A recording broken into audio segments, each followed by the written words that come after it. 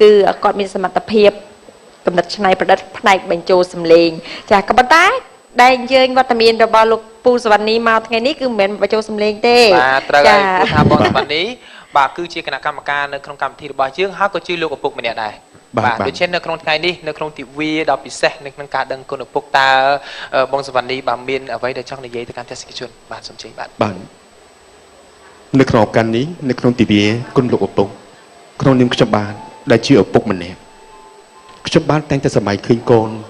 មានអនាគតរុងរឿងចង់ចិញ្ចឹមកូនបីបាច់ថែរក្សាប្រកបដោយគុណធម៌ព្រោះការចិញ្ចឹមកូនមិនមែនត្រឹមតែឲ្យបាយញ៉ាំ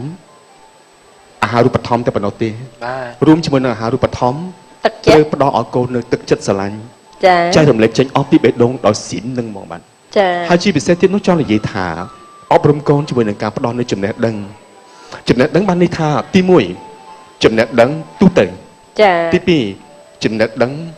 លើអ្វីៗទាំងអស់ទាំងអក្សរសិល្ប៍ទាំងបែបសិល្បៈទាំងអ្វីទូទៅដែលយើងត្រូវតែមានហើយទី3ទៀតគឺប្រកបដោយគុណធម៌ប្រកបទៅដោយការចែករំលែកមួយចំពោះមនុស្សទាំងអស់បានន័យថាយើងស្រឡាញ់កូនយើងចង់ឲ្យកូនយើងផ្ដល់នូវការស្រឡាញ់ចំពោះមនុស្សគ្រប់គ្នាចំពោះបងប្អូនចំពោះលោកពូអ្នកមីងដូច្នេះការស្រឡាញ់របស់លោកឪពុកម្នាក់នេះចង់ផ្ដល់ចំពោះកូនគឺផ្ដល់អស់តែម្ដងបាទចាសម្រាប់បងចាលោកពូសវណ្ណីគឺដែលគិតទេថាក្នុងការចិញ្ចឹមបីបាត់កូនម្នាក់ឲ្យធំលូតលាស់ដឹងក្តីតើពិបាកខ្លាំងទេទាំងទឹកចិត្តកម្លាំងកាយបាទពិតជាមានការលំបាកព្រោះខ្ញុំបាទគឺជាកូនកំព្រាឪពុកដែលបែកគ្នាតាំងពីចំនួនពពនបាទកូនព្រាទាំងឪពុកកូនព្រាទាំងម្ដាយកាលនោះខ្ញុំក្នុងវ័យជំទង់ពេលខ្ញុំចេញមកខ្ញុំតស៊ូសិក្សារៀនសូត្របន្តទៀតហើយក៏បានឆ្លងកាត់នៅជីវិតលំបាកជាច្រើនក្នុងនាមជាឪពុកយើងមិនដែលនឹកស្មានថាយើងនឹងខ្លាចជាឪពុកដល់ម្នាក់ទេប៉ុន្តែអ្វីវាជាកត្តាសត្វចនុម័តរបស់ធម្មជាតិដែលតម្រូវឲ្យយើងមានដៃគូជីវិតដូច្នេះហើយយើងក៏បានចាប់ផ្ដើមនៃការកសាងនៅជីវិតគ្រួសារមួយយើងក៏បានខ្លាចទៅជាឪពុកម្នាក់របស់កូនភារកិច្ចយើងធ្ងន់ធ្ងរទោះបីជាគេគិតថាអ្នកម្ដាយមានគុណធ្ងន់ជាងលោកឪពុកពិតមែនទទួលស្គាល់ប៉ុន្តែលោកឪពុកក៏មានគុណប្រហែលនឹងអ្នកម្ដាយដែរខ្ញុំទទួលស្គាល់ថាអ្នកម្ដាយគឺជាមេត្តានៃពិភពលោកប៉ុន្តែលោកឪពុកបើគ្មានលោកឪពុកក៏មិនអាចបង្កើតបាននៅអ្វីដែលមានបច្ចុប្បន្ននេះដែរចារួមចំណែកគ្នាក្នុងនាមខ្ញុំជាលោកឪពុកខ្ញុំបានប្រើប្រាស់គ្រប់វិធីបាយខិតខំធ្វើការទាំងថ្ងៃទាំងយប់ទាំងពេញម៉ោងទាំងក្រៅម៉ោងដើម្បីផ្ដល់ឲ្យកូននៅចំណេះដឹងនៅគុណធម៌ក្នុងការរស់នៅព្រមជាមួយនឹងអនាគតរៀបចំជីវិតកូនឲ្យមានអនាគតដ៏ភ្លឺស្វាងឆ្ពោះទៅកាន់សុភមង្គលទៅកាន់សញ្ចរជីវិតដែលប្រកបដោយភាពថ្លៃថ្នូរចាបាទសប្តាហ៍ថ្ងៃលោកពូរុនសវណ្ណីមានកូនប្រមាណនាក់បច្ចុប្បន្ននេះខ្ញុំមានកូនចំនួន2នាក់បាទ2នាក់បាទចឹងចង់សួរទៅពូសវណ្ណីដែរថាអ្វីដែលលោកឪពុកពិបាកចិត្តបំផុតចំពោះកូនបាទរឿងអ្វីបាទព្រួយបារម្ភនឹងពិបាកចិត្តព្រួយបារម្ភពីកូនចាដោយសារតែយើងមានកូនសុទ្ធតែស្រីបាទហេតុនេះយើងមានអារម្មណ៍ខ្វាយខ្វល់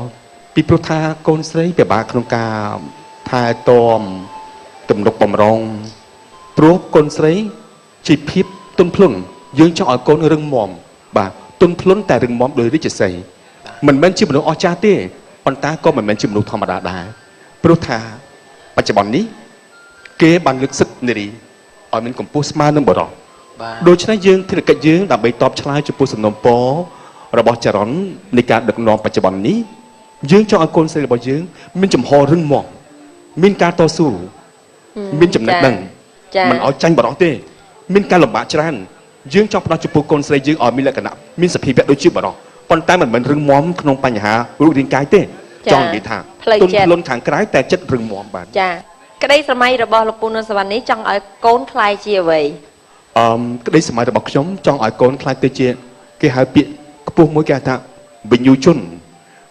នឹងចង់និយាយថាវិញ្ញូជនគឺជាជនម្នាក់ដែលមានភាពលះបង់ខ្ពស់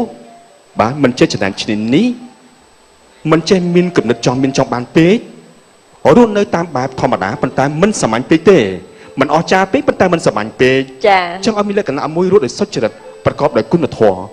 នោះគឺជាចំណុចចង់បានហើយចង់បានឲ្យកូននឹងមានការងារថ្លៃថ្នូរ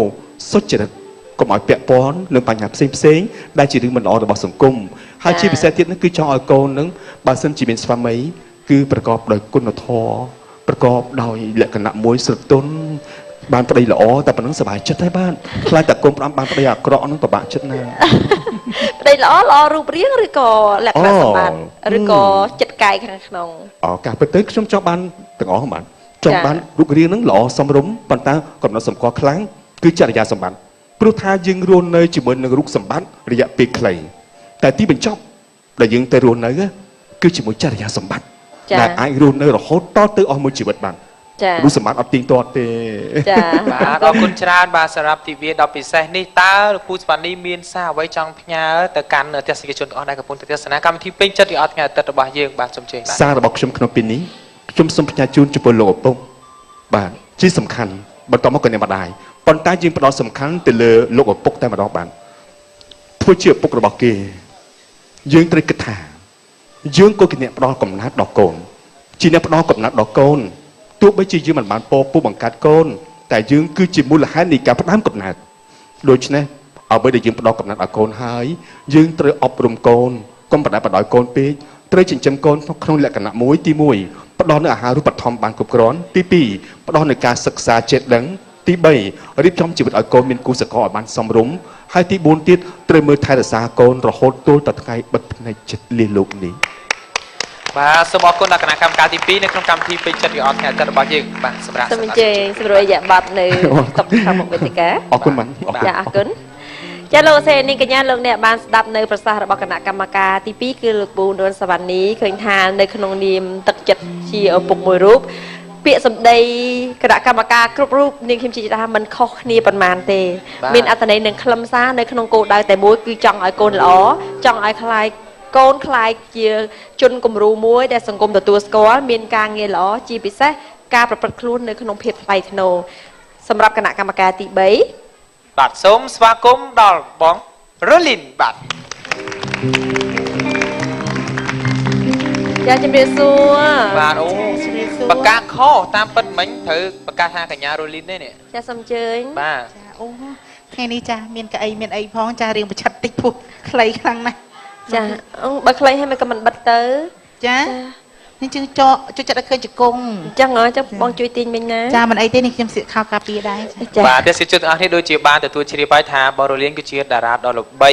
បាទនៅក្នុងប្រជាជាតិកម្ពុជារបស់យើងថ្ងៃនេះមានកិត្តិយសណាស់មែនទែនដែលបានចូលរួមក្នុងកម្មវិធីរបស់យើងមានអ្វីចង់និយាយទៅកាន់ទស្សនិកជនទេនៅក្នុងថ្ងៃដ៏ពិសេសនេះបាទចានេះខ្ញុំក៏សូមអរគុណដល់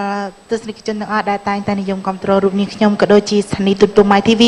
និងរាល់កម្មវិធីដែលនាងខ្ញុំសម្ដែងចាគឺមានការគ្រប់គ្រងច្រើននេះគឺជាកម្លាំងចិត្តមួយ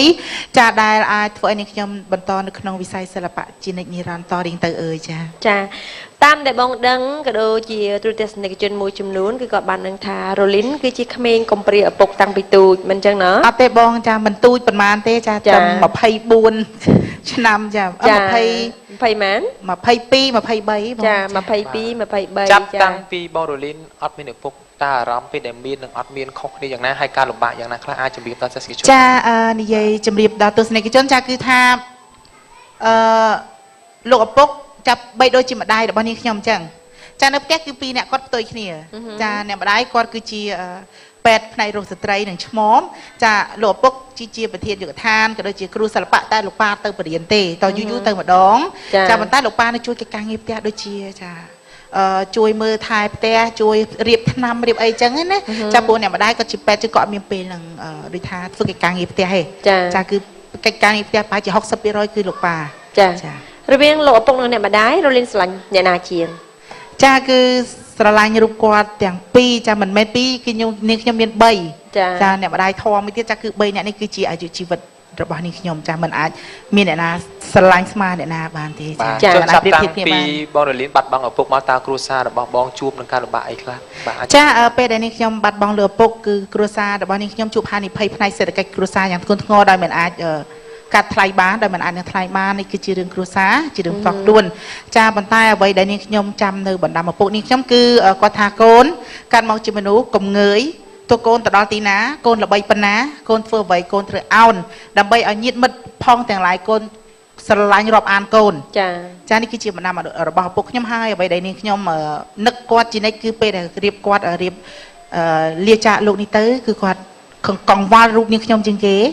ឬជារូបវាបាន ចា គេថាកក្កដានៅឈ្មោះកក្កដាបាទ ចា កក្កដាមិនដឹងជាកូនខ្ញុំមិនដឹងជាមិនទេអត់តមានការងារធ្វើហើយបើគេទៀតមិនដឹងថាបងមើលថែអត់ខូចទេ ចា ចាគាត់នៅដើរលេងច្រើន បាទ ចា ទោះចេះបរលីនដែលបានបាត់បង់ឪពុកតាំងពីអាយុ23-24 ឆ្នាំមកដល់ពេលនេះតើបងនឹកឪពុកខ្លាំង អូនឹកណាស់ចាគឺរាល់ពេលដែលនេះខ្ញុំដូចថា ដែលសម្រក់ទឹកភ្នែកនឹកគាត់ពេលណាដែលនឹកគាត់បំផុត ពេលដែលនេះខ្ញុំឈឺចាគឺឈឺពេលឈឺម្នាក់ឯងនៅលើបន្ទប់ចឹងទៅម៉ាក់ក៏ចប់រវល់អត់ហ៊ានពេលកាលនេះខ្ញុំនៅឃើញពីទូនេះខ្ញុំអាសាគ្រូនពវៀនដល់ពេលចឹងទៅឲ្យតែពេលម៉ាក់ក៏ចប់រវល់មនុស្សច្រើនប៉ាក៏ថាម៉ាក់វាហើយមិនបំងមើលកូនសិនទុកនឹងសិនហើយក្តៅឡើង42 43ហី អត់ប្រកាសនៅអូន គាត់មើលថែនេះខ្ញុំចា ចា បាទហើយក៏ចង់សួរដល់បងរលីនមួយដែរថាពេលដែលបងទទួលបានការគ្រប់គ្រងច្រើនពីទស្សនិកជនឥឡូវហ្នឹងគឺអាចនិយាយថាល្បីល្បាញមានប្រជាប្រិយភាពតើបងសោកស្ដាយទេនៅពេលដែលឪពុកមិនបានឃើញនៅសមិទ្ធផលដែលយើងខំប្រឹងប្រែង ចាគឺសោកស្ដាយជាខ្លាំងហើយអ្វីដែលនេះខ្ញុំនិយាយនៅពេលនេះគឺមានតែផ្ដាំផ្ញើក៏ដូចជាឧទ្ទិដ្ឋានដល់លោកឪពុករបស់នេះខ្ញុំសូមឲ្យពុកបានទៅកាន់សុគតិភពហើយកុំភ្លេចអ្នកក្រោយឲ្យពរកូននិងអ្នកម្ដាយមើលថែកូនទាំងអស់គ្នាមិនមែនតែខ្ញុំទាំងបងខ្ញុំទៀតណាឲ្យសុខសុខសប្បាយហើយឥឡូវនេះប៉ានឹងមានចៅស្រីមួយទៀតក្នុងពេលឆាប់នេះ មិនមែនជាកូនបរលីនណា កូនបងប្រុសហើយកូនខ្ញុំទេ ចា បាទហើយនៅក្នុងថ្ងៃដ៏ពិសេសនេះទិវាដឹងគុណឪពុកតើបងរលីនមានអ្វីដែលចង់ធ្វើដើម្បីបង្ហាញពីទឹកចិត្តកតញ្ញូតាធម៌ចំពោះឪពុករបស់បងបាទ ចាបងសូមនិយាយតិចណាថ្ងៃនេះខ្ញុំមកចង់យំចាដោយសារអីគឺអារម្មណ៍ក្តុកក្តួលហើយណាមួយខ្ញុំគឺជាកូនប្រុស ចា កូនប្រុសបានអញ្ចឹងអត់សូវស្រក់ទឹកភ្នែក ចា បាទប៉ុន្តែនៅក្នុងថ្ងៃនេះផងដែរខ្ញុំមានបទចម្រៀងមួយបទដែលជាការពេញចិត្តរបស់លោកឪពុកខ្ញុំចាគឺថាពេលដែលគឺនៅផ្ទះពេលទំនេរពីការងារចាគឺលោកឪពុកតែងតែកោតត្រគាត់មានត្រមួយអញ្ចឹងណាហើយមានហ្គីតាចាគាត់កោតត្រនេះនេះខ្ញុំគាត់ឲ្យខ្ញុំច្រៀងបទរីត្រីទឹកឃ្មុំចា ពេលហ្នឹងបងច្រៀងសម្លេងស្រីអញ្ចឹងហើយ បាទបងចេះច្រៀងស្រីអញ្ចឹងហើយចា ចា បាទគឺបទរីត្រីទឹកឃ្មុំដែលជាការបកស្រាយរបស់អ្នកស្រីប៉ែនរ៉នហើយលោកប៉ាគាត់ស្រឡាញ់មិនដឹងជាមូលហេតុអីគាត់ស្រឡាញ់បទហ្នឹងនាងខ្ញុំសួរប៉ាបាយមិនស្រឡាញ់បទហ្នឹងអត់ដឹងដែរកូនប៉ាចូលចិត្តសង្ស័យគាត់ដូចថាពេលតដឹងម៉ាក់អញ្ចឹងណាហ្នឹងហើយពេលតដឹងម៉ាក់អញ្ចឹងទៅគាត់ចង់លួងលោមម៉ាក់អញ្ចឹងណា ចាចា បាទដូច្នេះទស្សនិកជនអរគ្នាសូមរីករាយស្ដាប់នឹងទេសនានៅបទចម្រៀងដែលមានចំណងជើងថា រាត្រី រាត្រីទឹកឃ្មុំ រ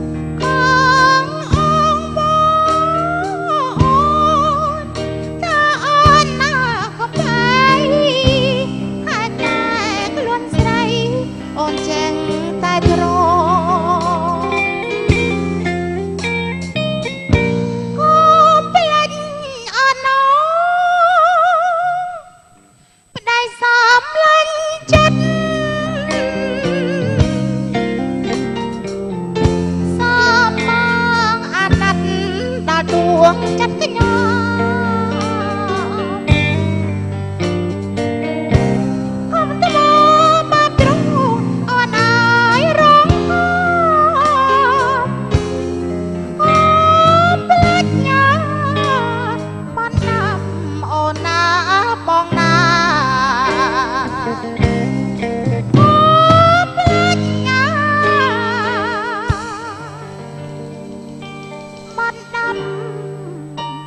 ូនណាបងណា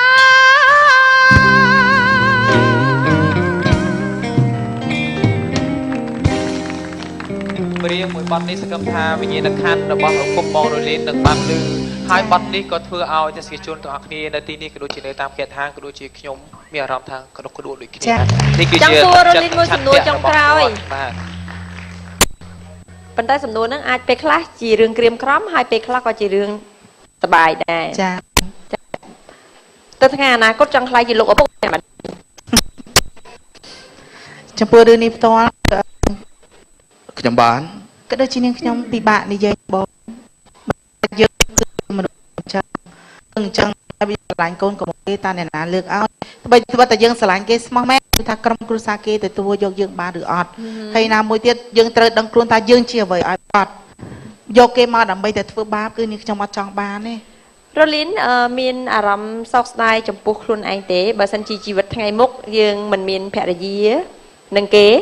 ចានាងខ្ញុំអត់មានសោកស្ដាយទេបងដោយសារអីទី1គឺនាងខ្ញុំធ្វើរាល់ថ្ងៃនេះទាំងតែងស្រីទាំងអ្វីនេះគឺដើម្បីតែក្រុមគ្រួសាររបស់ខ្ញុំដើម្បីតែអ្នកម្ដាយរបស់ខ្ញុំទាំងពីរហើយគឺដើម្បីការងារចាដើម្បីទស្សនិកជនគាត់បានសោយសប្បាយ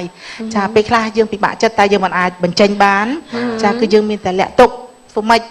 ជីវិតយើងគឺត្រូវតែបែបហ្នឹងមនុស្សម្នាក់ៗត្រូវតែជួបនៅវិបត្តិផ្សេងៗគ្នាហើយនាងខ្ញុំក៏សូមអរគុណដល់មនុស្សស្រីម្នាក់ដែលគាត់ស្រឡាញ់ខ្ញុំបាទហើយចង់ប្រាប់ថាខ្ញុំស្រឡាញ់គាត់ដែរ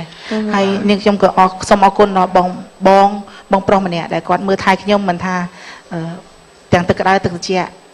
ពេលមានសុខមានទុក្ខគឺគាត់រួមជាមួយខ្ញុំទាំងអស់ ចា ជាពិសេសទៀតចង់ឲ្យបងរលីនផ្ញើសារទៅកាន់ចំពោះមនុស្សដែលគាត់អត់មានឪពុកតើគាត់ត្រូវប្រឹងប្រែងក្នុងជីវិតគាត់យ៉ាងណាបាទសូមជឿបាទ បាទចំពោះអ្នកដែលបងប្អូនដែលគាត់អត់មានឪពុកសូមឲ្យរឹងមាំព្រោះថាយើងនៅមានគ្រួសារដែលត្រូវទទួលរ៉ាប់រងទៀតដូច្នេះចាធ្វើជាមនុស្សកុំអស់សង្ឃឹមថ្ងៃនេះដួលយើងក្រោកថ្ងៃនេះយើងមិនចាំបាច់ស្អែកក្រោកទេដួលថ្ងៃហ្នឹងក្រោកឥឡូវហ្នឹងយើងដើរទៅមុខទៀតដួលទៀតយើងក្រោកទៀតមនុស្សមិនចេះអស់ផ្លូវដើរទេលើកលែងតែយើងមិនចង់ដើរទៅមុខ ចា ចាចំពោះថ្ងៃនេះផ្ទាល់នាងខ្ញុំក៏ដូចជាខ្ញុំបានគឺមានបាច់ផ្កាចំនួន2បាច់ដើម្បីប្រគល់ជូនដល់បាទដូចជាលោកប៉ាដូចជាបងប្រុស តំណាង ដូចជាគ្រូ ជំនួស ចាជំនួសបាទគឺបងប្រុសសុវណ្ណីហើយនិងបងប្រុសអសិដ្ឋាដែលខ្ញុំបានបើបងអសិដ្ឋាវិញគឺខ្ញុំរួមការងារជាមួយគាត់ជាង2ឆ្នាំហើយបើនិយាយពីស្គាល់គាត់តាំងនៅទូចតែចូលចិត្តគាត់ជាពិធីករដ៏ល្បីដូច្នេះខ្ញុំគ្មានអ្វីទេគេមានតែបាយផ្កាដើម្បីជូនបងទាំងពីរហើយជូនពរឲ្យបងទាំងពីរនេះសុខភាពល្អនិងការងារកាន់តែរីកចម្រើនអរ ចា គុណ សូមជើញចូលទៅខាងក្រោមដើម្បីជូនផ្កាគណៈកម្មការទាំងពីររូបគឺបងប្រុសស្ថាននិងលោកពូនូនសវណ្ណី បាទអរគុណបងអូនទាំងបងអូនប្រុសបងអូនស្រីសូមទេវតាតាមថែជោគជ័យក្នុងការងារណាប្រាថ្នាអ្វីសូមឲ្យសម្រេចដោយសេចក្តីប្រាថ្នាអរគុណបាទ បាទសូមអរគុណបាទអរគុណចំពោះបងអូនប្រុសក៏ដូចជាបងអូនស្រីដែរដែលចង់និយាយថាមិនឲ្យចំទេរំភើបពេកបាទបាទ អូនស្រីក៏បានដែរបងនៅតែស្រីចា អូអញ្ចឹងនៅពេលនេះក៏សូមអរគុណបងអូនស្រីក៏សូមជូនពរបងអូនស្រីសូមជោគជ័យក្នុងការ